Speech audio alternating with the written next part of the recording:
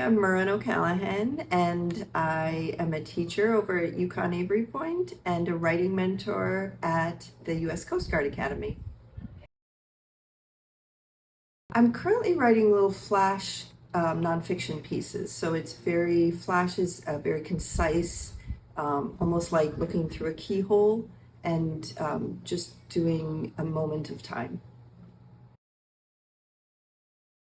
ThoughtFox I discovered, first of all, I went to a program by Laura Ehrlich at the Mystic and Noank Library, and I loved it so much. She was such a great presenter, and from there I learned that she had a space here in the mill, and I live close by, and I came and did some of those sit-in write-ins and then signed up for a workshop, and so since then I've been coming quite often.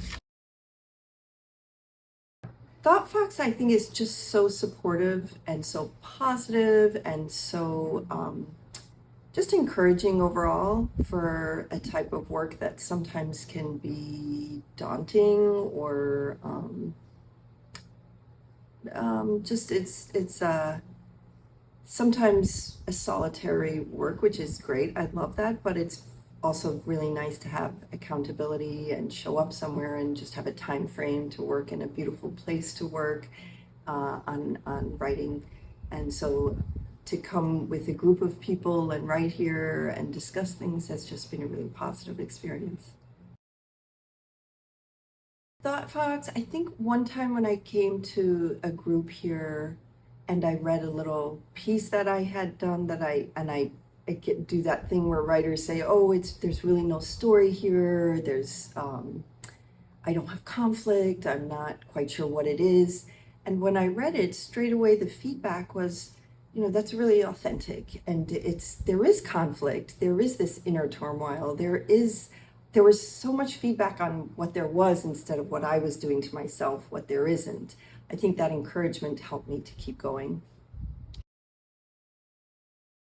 I think for me, I set a timer and I say, I trick my mind, like I'm gonna do this for 20 minutes and that's it. And then I'm gonna close the computer, I'm gonna close my notebook, and so that my mind won't say, try to avoid writing and say, okay, I've gotta clean again, or I've gotta do all this stuff for other people. I'm gonna just sit down and write for 20 minutes because I can do that. And often prompts, I respond to prompts.